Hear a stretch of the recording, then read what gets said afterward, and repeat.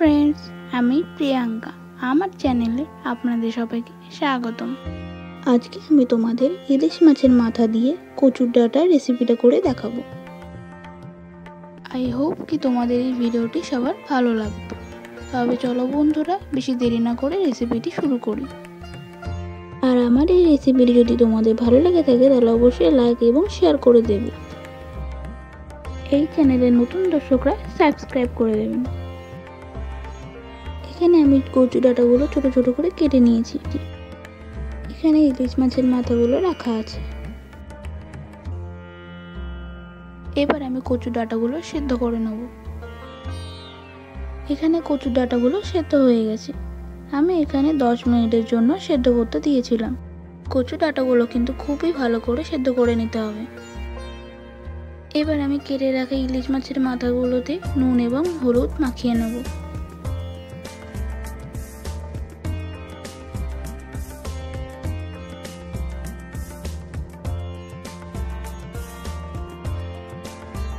এবার আমি কড়াইতে তেল দিচ্ছি।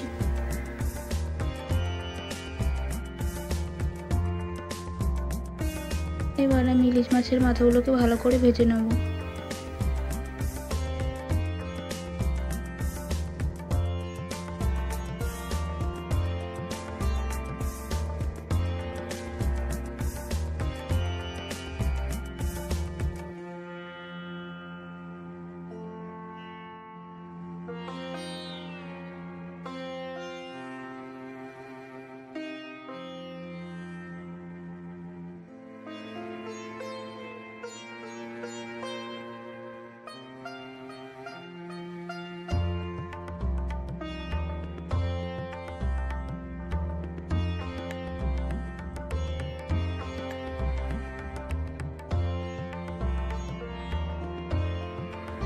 এখানে ইলিশ মাছের মাথাগুলো ভালো করে ভাজা হয়ে গেছে। এবার আমি একটি পাত্রে তুলে নেব।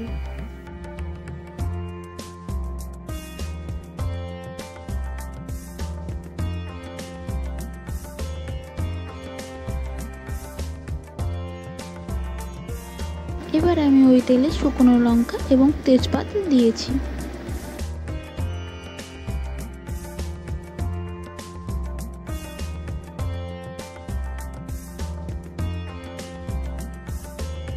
এবার আমি 5 ফোড়ন দিলাম।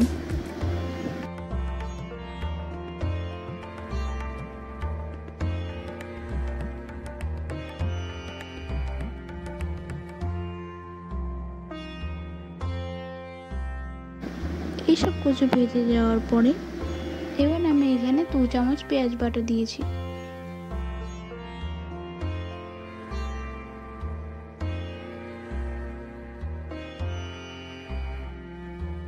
রসুন বাটা দিলাম।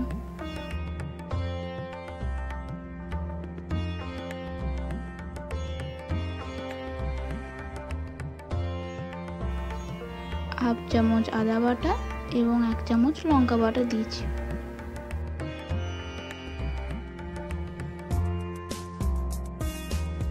মশলাগুলো দিয়ে ভালো করে কষিয়ে নিতে হবে। এবার আমি এখানে 1 চামচ চারমগজ বাটা দিয়েছি।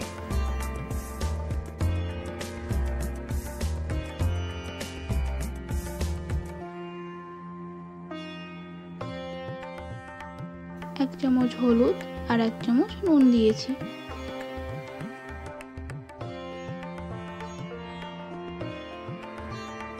আর সামান্য পরিমাণ চিনি দিয়েছি।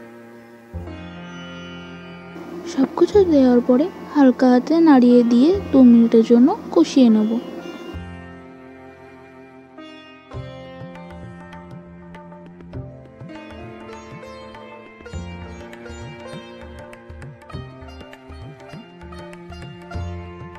দু মিনিট পর এবার আমি মাছের মাথাগুলো দিয়ে দেবো এবং ওই মশলার সঙ্গে মাছের মাথাগুলোকে ভালো করে মিশিয়ে নিতে হবে। দেখো বন্ধুরা এখানে কিন্তু আমি মাছের মাথাগুলোকে ছোট ছোট টুকরো করে নিচ্ছি। এবার আমি সেদ্ধ করে রাখা শাকের ডাঁটাগুলো দিয়েছি। দেওয়ার পরে ভালো করে নাড়িয়ে নিতে হবে। এখানে আমি মিডিয়াম ফ্লেমে রেখে হালকা হাতে কষে নিচ্ছি।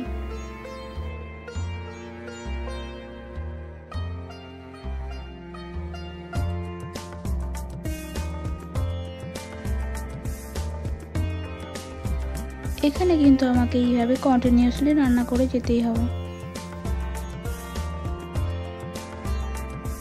এখানে আমি 1 চামচ ধনে গুঁড়ো দিয়েছি। এবারে আমি আবার একইভাবে রান্না করে নেব। যতক্ষণ না জলটা ভালোভাবে মিশে যাচ্ছে ততক্ষণ আমাকে রান্না করে যেতে হবে।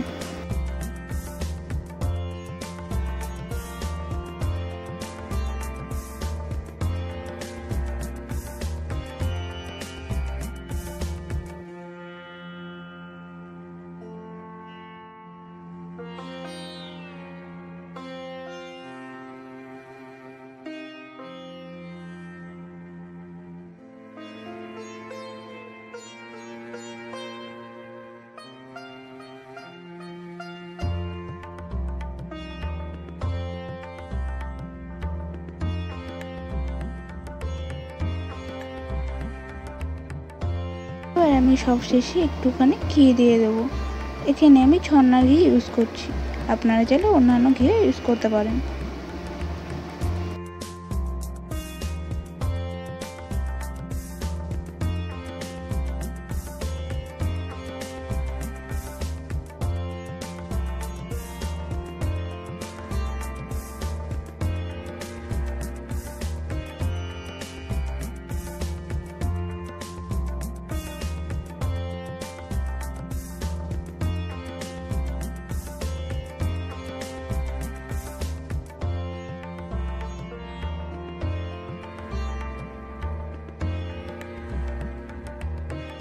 এখানে আমার এই রেসিপিটি সম্পূর্ণভাবে তৈরি হয়ে গিয়েছে।